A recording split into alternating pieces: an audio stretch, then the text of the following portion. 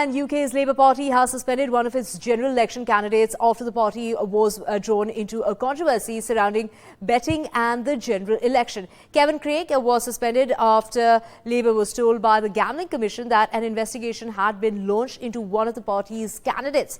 The development comes 2 weeks after reports reveal that Rishi Sunak's closest parliamentary aide, Craig Williams, had placed a £100 bet on a July election 3 days before the Prime Minister named the date.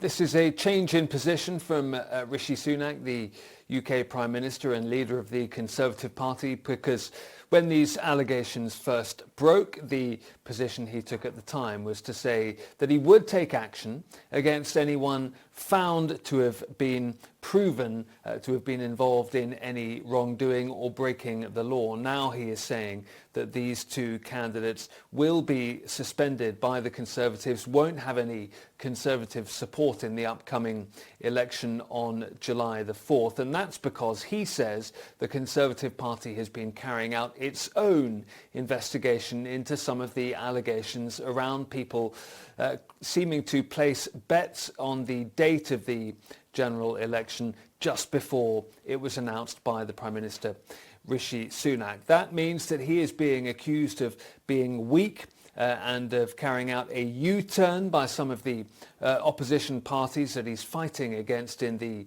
election campaign. The last week or so, it has been very difficult indeed for any of Rishi Sunak's arguments to cut through on the campaign trail because of the scandal around this betting controversy. The Metropolitan Police have acknowledged that several officers are potentially being investigated by the Gambling Commission for having allegedly placed bets on the date of the election as well. So this is a growing story when it comes to the build-up to the election here in the UK on July the 4th. Keir Starmer, the leader of the opposition Labour Party, the man that the polls say is likely to be Prime Minister after July the 4th, he says that if he was the leader of a party and these allegations had been made against some of his candidates, that he would have suspended them immediately. What this means, therefore, is that either of the two Conservative candidates suspended by the party were to win their election